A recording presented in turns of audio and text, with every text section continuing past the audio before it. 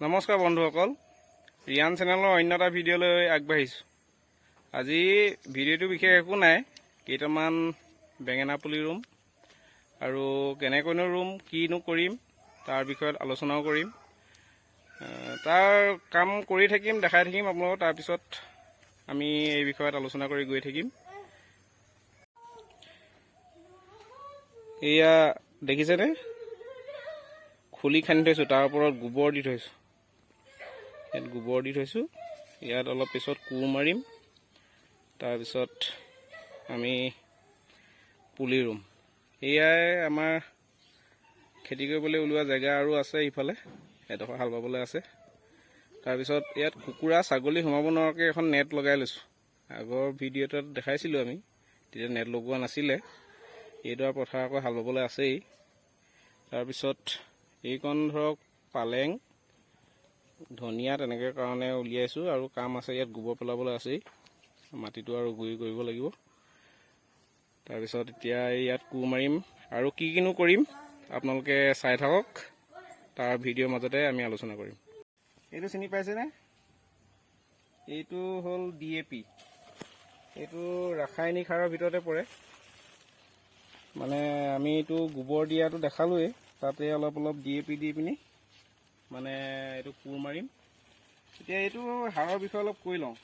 বিশেষকৈ আজিকালি আমি যেতিয়া বজাৰলৈ যাওঁ বস্তু বেচিবলৈ, তেতিয়া কমকৈ হওক লাগে বেছিকৈ হওক, মানুহে সোধে এইটো সাৰ দিয়া নে, সাৰ দিছে নে নাই দিয়া, সেইটোৱে সোধে। কিন্তু তেওঁলোকে গৈ পিনি গেলামালৰ দোকানত যেতিয়া আলু, দালি, মটৰ, চয়াবিন, আটা সেইবোৰ কিনে, কিন্তু কোনোদিন প্ৰশ্ন কৰি তেওঁলোকে পোৱা নাই যে ইয়াত ৰাসায়নিক সাৰ প্ৰয়োগ কৰা হৈছেনে নাই হোৱা।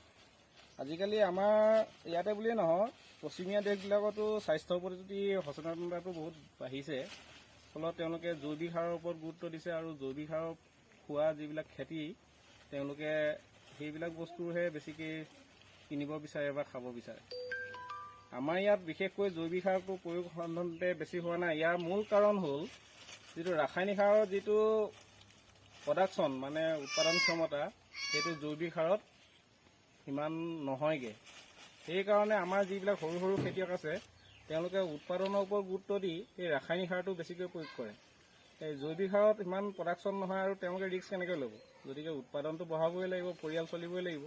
সেইকাৰণে তেওঁলোকে এইকণতে এটা কথা কওঁ, এই ৰাসায়নিক সাৰে এখন দেশ ধ্বংস কৰি দিলে। আপোনালোকে গম পায়নে? যদি পৃথিৱীৰ বাতৰি আপোনালোকে যদি ৰাখে, নিশ্চয় গম পাইছে।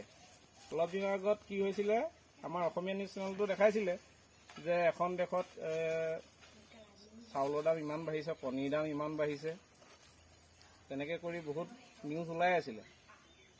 ইয়াৰ মূল কাৰণ কি গম পাইছেনে? আৰু দেশখনৰ নাম মই ধৰিব পাৰিছেনে? নিশ্চয় ধৰিব পাৰিছে কিছুমানে। সেইখন হ'ল শ্ৰীলংকা।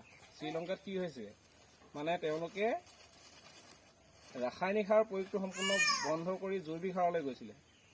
আৰু শ্ৰীলংকা দেশখন হ'ল এনেকুৱা এখন দেশ য'ত প্ৰায় আমাৰ ভাৰতৰ দৰেই তাতো প্ৰায় সংখ্যক মানে মানুহে কৃষিৰ ওপৰত নিৰ্ভৰশীল। তেওঁলোকৰ অৰ্থনীতিৰ মূল ভেটি হ'ল কৃষি, লগতে পৰ্যটন। পৰ্যটনটো কৰোণাৰ কাৰণে প্ৰায় ধ্বংস হৈ গুচি গ'ল। ছেকেণ্ডটো থাকিলে কৃষি, আৰু কৃষিটো তেওঁলোকে ভাবিলে কি, বিশ্ব বজাৰত যেতিয়া বজাৰখন ল'বৰ কাৰণে তেওঁলোকে জৈৱিক সাৰ প্ৰয়োগ কৰি উৎপাদনৰ কথা চিন্তা কৰিলে।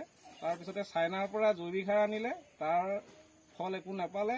ফলত তেওঁলোকৰ কৃষি উৎপাদন একেবাৰে নিম্নগামী হৈ গ'ল, ৰপ্তানি ভাণ্ডাৰ কমি গ'ল। ৰপ্তানি কমি যোৱাৰ ফলত বৈদেশিক মূল্যৰ ভাণ্ডাৰ কমি গ'ল। ফলত তেওঁলোকে কোনো বস্তু আমদানি কৰিব নোৱাৰাৰ ফলত তেওঁলোকৰ দেশখনৰ আৰ্থিক সংকটে দেখা দিলে।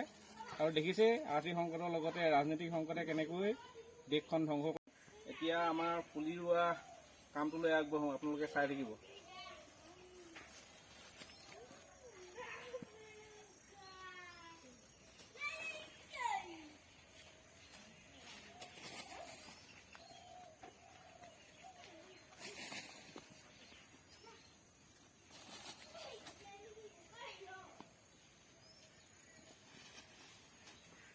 এতিয়া আৰু সাৰ আৰু গোবৰটো মিলাবৰ কাৰণে, ভালকৈ মিলিবৰ কাৰণে কোৰ মাৰি দিছোঁ।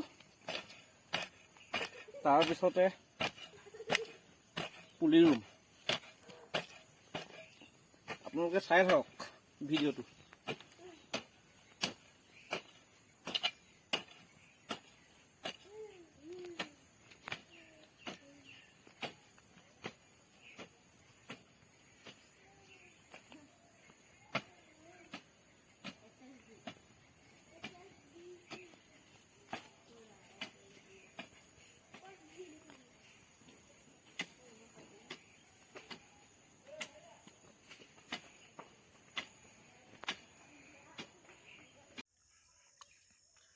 পুলি ৰুবলৈ লৈছোঁ।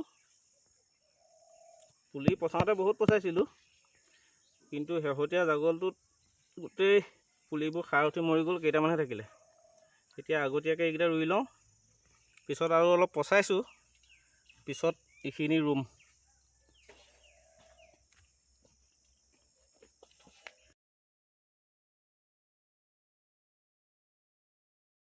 বন্ধুসকল, এতিয়া এয়া ফ্ৰেঞ্চবিনৰ গুটি দিবলৈ কোৰ মাৰি আছোঁ। অলপ পিছতে গুটি দিম, খাবলৈকে হ'ব। কোৰটো মৰাৰ পিছতে গুটি দিব পাৰিম। আৰু দিবলৈ আছে, আজি চব নিদিওঁ, লাহে লাহে কম কমকৈ কৰি থাকিম। এতিয়া ফ্ৰেঞ্চবিনৰ গুটি দিম আৰু